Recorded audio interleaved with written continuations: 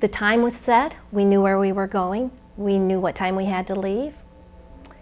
All we needed to do was finish packing and get a good night's sleep, start out in the morning. All went well until we got up the next morning. We found out that we were hit with the snowstorm of 1979. It brought down 12 inches of snow, 2-foot-high drifts, still snowing, and lots of wind. Now let me tell you why this trip was so important. When our third child was born, he weighed 8 pounds, 13 ounces, good-sized baby. And the doctor was pleased. 6 weeks checkup came and went, and he'd lost a couple pounds. No big thing, doctor wasn't too concerned. 6 weeks later, when we go back, he lost another couple of pounds. He was getting a little concerned. He said, try to feed him more often. Another 6 weeks go by. Now he's very concerned. He still is not gaining weight. He's losing it. So the doctor did some blood work, did some checking on him. Nothing came back abnormal. So what we ended up doing was, he asked me to, I was breastfeeding him, and he asked me to go ahead and add some formula to that. So he would get the breast milk, and then he would get a bottle of formula, thinking surely that would put some weight on him. But no, 6 weeks later we go back, and that didn't help at all. So now he said, stop the breastfeeding and just feed him the formula. So each time we're going back to the doctor, we're thinking this is going to be the time that he's going to start gaining weight.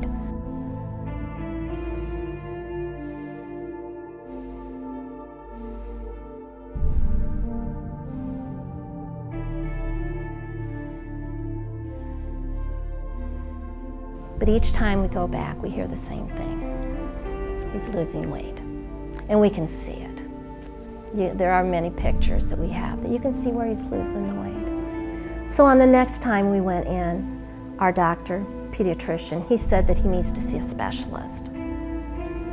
We kind of agreed with that. So what he did was he made us an appointment in Ann Arbor, Michigan, which happened to be close to my family.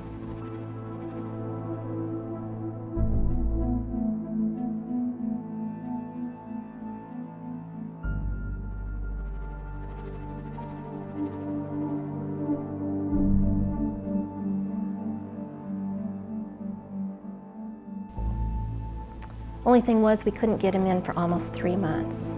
So that meant 3 months of him possibly losing more weight.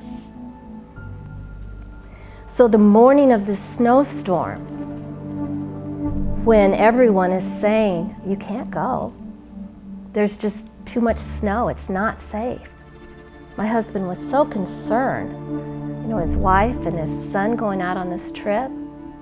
My Aunt Betty was coming with us to keep us company. But as a mom, I knew we had to be to that appointment. We couldn't miss it. What if we had to make another appointment and we had to wait another 2 or 3 months? So my uncle and my husband, they shoveled us out of our driveway. When we get to the hospital, they admit us. They admit my son and take us to his room, and it's a 4-bed ward, and there's 3 beds. They're like cribs, and then there's a smaller bed for maybe a little bit older child. So they get him in his crib, get him in their pajamas, and then the work begins. The doctors come in, they begin to poke him, they begin to take blood, they begin to do x-rays, they check him over top to bottom. Now we have to wait for the test results.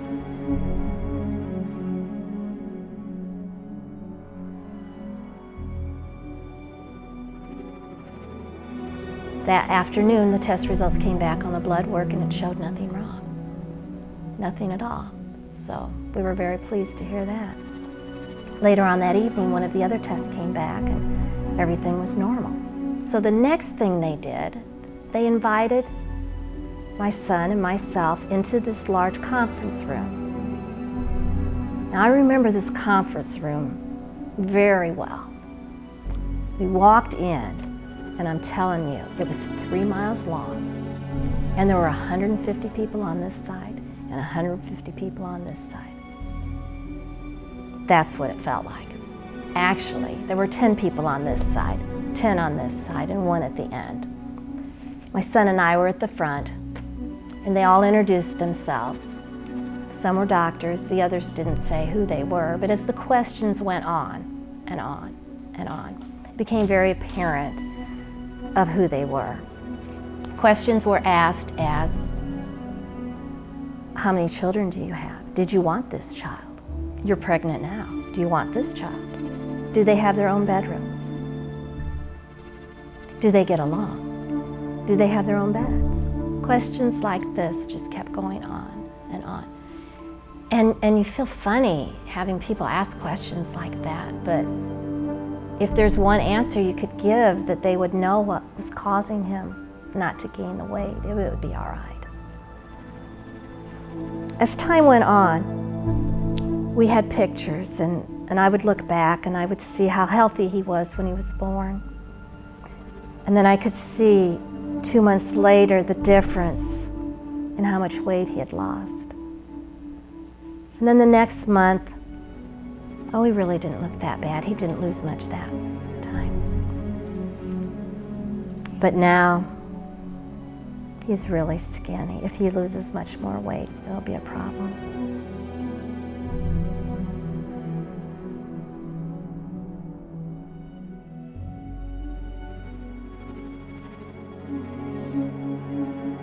Our child turned 1 year old while he was in the hospital. So we made a great big celebration of it. My dad and family brought up a cake and we had presents, and it was just a great day.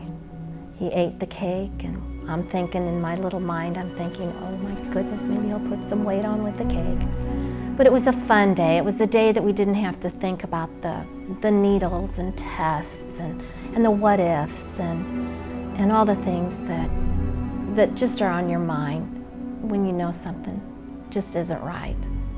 He hadn't started gaining weight yet, but he had stopped losing weight. Significant. This was just beyond great.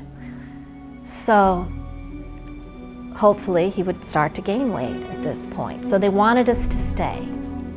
So we agreed to stay. And so they just monitored what he ate. And within another week, he had put on 2 pounds. And this was just amazing. This was an answer to prayer. This was a miracle. This was seeing something that was impossible. Doctors couldn't even figure it out.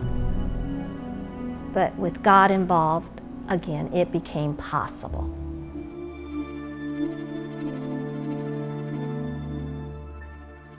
Once home, Scott continued to grow. He gained weight.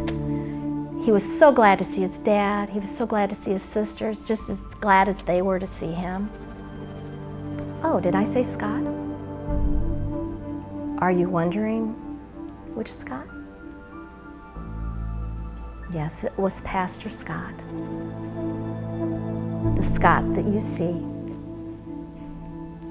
One with the blue eyes, the blonde hair, full of energy.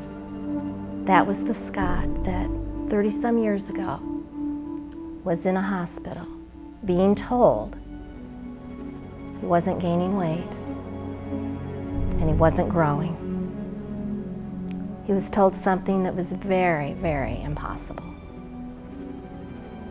But with prayers and with God, it became possible for Scott to grow up and to be a pastor.